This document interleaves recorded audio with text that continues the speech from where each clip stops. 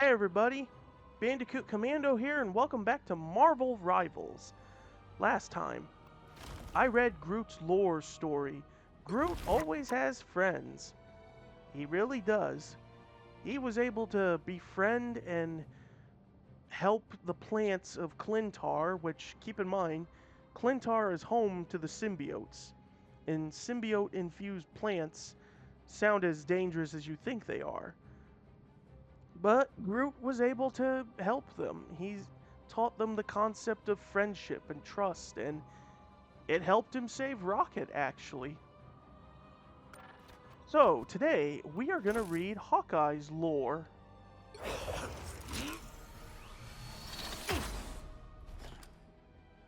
Clint Barton. Despite his lack of superpowers, Hawkeye's unparalleled skills as a marksman have earned him a spot alongside Earth's mightiest heroes. With a cool head and a steady hand, Clint Barton never misses a target, so enemies best stay out of his sights. Yeah, I don't have any other of his skins. Clint Barton is one of the greatest marksmen alive. He may not have superpowers, but his natural ability to hit virtually any target earned him a place alongside Earth's mightiest heroes. As Hawkeye, he had been known to take down an entire enemy fleet with nothing more than a quiver full of arrows. For a time, Clint distanced himself from the Avengers, setting off on a quest for vengeance as the assassin called Ronin. He returned to the old to fold. He returned to the fold older and wiser, just in time to infiltrate Hydra's Chartaris base and rescued the captured Winter Soldier. Going south for the winter. All Hawkeye knew when he got on board the Quinjet was that he was heading out on a solo rescue mission, and it involved Hydra. That suited him. Extended mission prep wasn't really his style. You only need a certain amount of information to take a smart approach. Over preparation can dull your senses, keep you from being aware and responsive when things change in the field. As they always did, no plan survived contact with the enemy for long.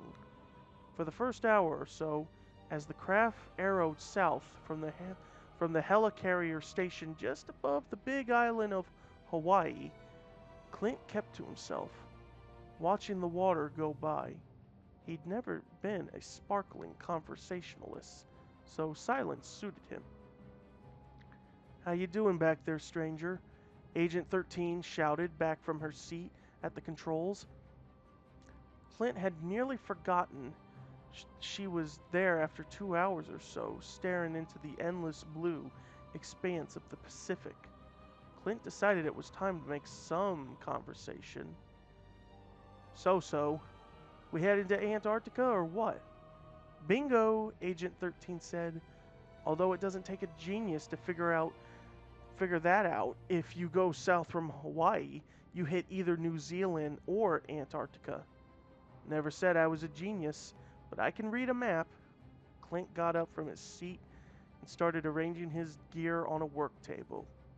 Bow, arrows, swords, body armor, comms equipment, night vision goggles, emergency field rations. Then he broke open the kit bag with his name on it and found cold weather gear. "So, let me guess, you want me to stop Hydra poaching dinosaurs in the Savage Land? You wouldn't need cold gear for that." "I would until I got there. Unless you're gonna fly me to the border and risk Sauron sending a million pterodactyls after this Quinjet." "No Savage Land for you, Hawkeye," Agent 13 said. "We are in fact going to Ross Island, which is only technically an island because it's connected to the mainland of Antarctica by 2-mile thick sheet of ice. Yeah, the Ross Ice Shelf. I've heard of it. The target is a Hydra base on Ross Island. More specifically, the target is Bucky Barnes." "Don't tell me," Clint said, as a cold knot formed in the pit of his stomach. Bucky had worked so hard to get free of the brainwashing he'd suffered after World War II. What a terrible thing it would be if he'd been mind controlled again. Clint thought hard about whether he'd have to be able to follow through on a mission to eliminate Bucky Barnes. He'd done worse during his Ronin years, but he's also left Ronin behind. He was Hawkeye again. He was an Avenger. It's not what you think, judging by the expression on your face, Agent 13 said.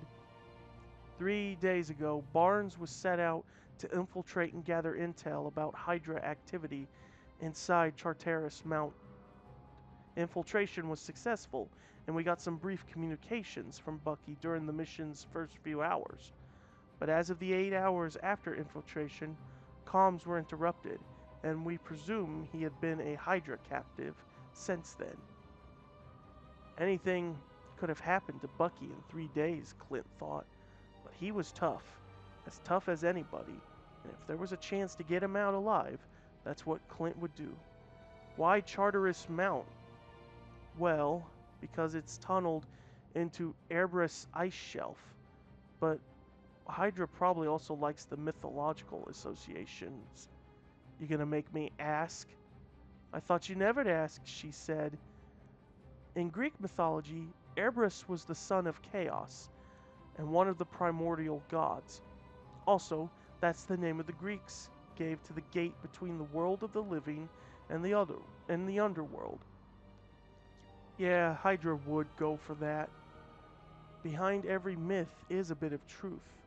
Some of Bucky's comms were pretty scrambled, but we have a basic idea that the base is built on a much older set of ruins. It's likely there's an occult angle. An occult angle? Clint repeated. So, like, should I expect to run into monsters from the Greek underworld? That's all I can tell you. Also, they're doing some kind of super soldier research. Bucky was loud and clear about that. Clint thought about this while he got just the edge he wanted on his twin swords.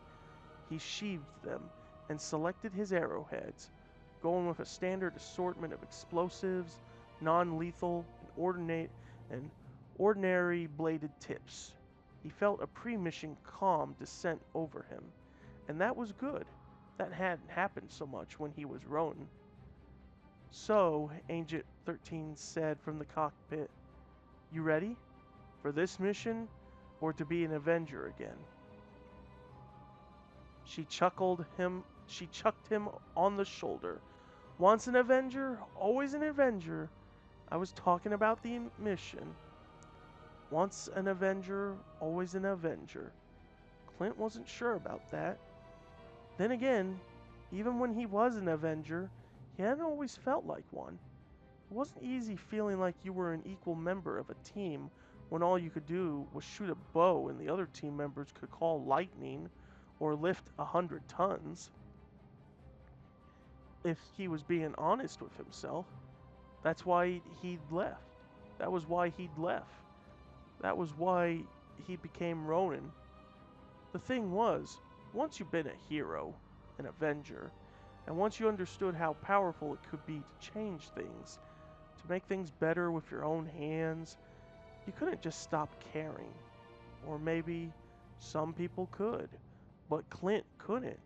So he stopped being Hawkeye, and he adopted a new moniker, Ronin, a samurai with no master.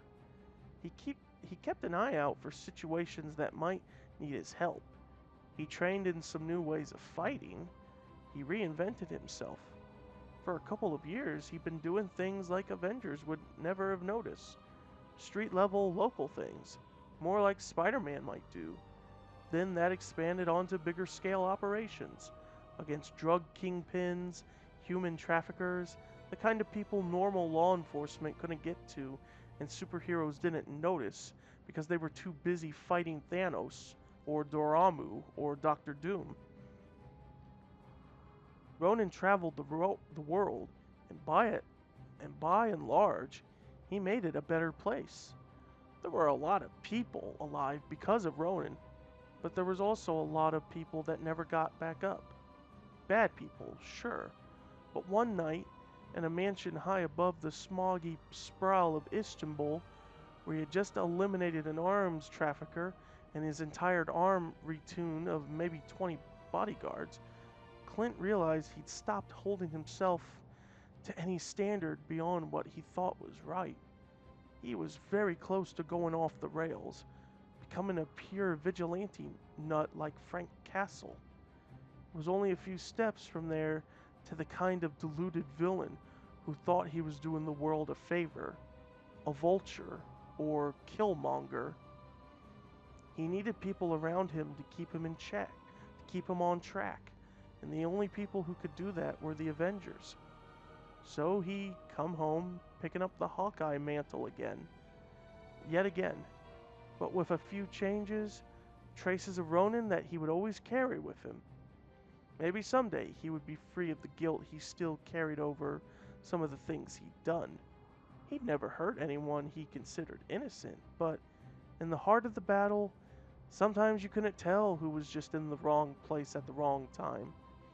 The moral clarity of a fight against Hydra was something Clint Barton badly needed. Okay, we're 5 minutes out. Time for the last minute notes. You'll find a vehicle stashed near your landing site. Its beacon will activate once it detects you on the ground. Hope you left the keys in the ignition, Clint said. Ignoring him, she went on. There's a large hangar bay with several doors built into the flank of the mountain. That's the only obvious approach without using demolitions to get into one of the lower access shafts. Intel recommends you stay on the upper levels because, honestly, we have no idea what's down below. Monsters, Clint said. Got it. Agent 13 shrugged. Probably not, but you never know. Get in, get Barnes, and get out. If Barnes is... She hesitated. If Barnes can't be recovered, your priority is to get the info and get out yourself. You mean if he's dead. Just say it. Her eyes flashed. Yes, if he's dead, she said, biting off each word. Turning her back on him, she went back to the cockpit. Clint stayed where he was, in the back of the cabin, alone with his thoughts, which was never the healthiest place for him to be. What if Bucky was gone again? Mind controlled again? Deep inside, Clint felt a Ronin-like cold certainty that he would know what to do. No, Bucky would survive. Hawkeye would find him. Not Ronin, Hawkeye. Tomorrow morning, they would be both watching the sun rise as Agent 13 pilot them back toward Hawaii. We are in the drop zone, Agent 13 said calmly. We'll open the cargo door on your go. Go, Clint said. The Antarctic wind stole the air from his lungs.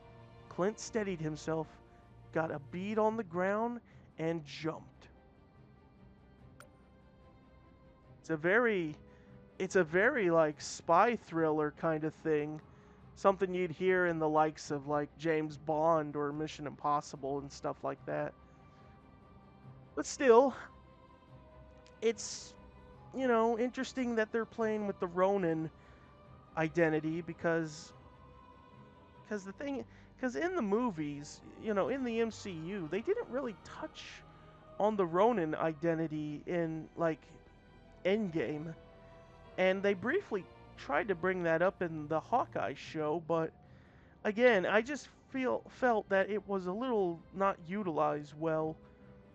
But hey, that's just me, and Jeremy Renner, a very great actor, Jeremy Renner is. But enough of that. That will do for this episode of Marvel Rivals with the Lore. Join me next time as we read Hela's lore. We're now going to properly look into a villain and see what their perspective on the matter is. So that is it, and I will see you guys next time.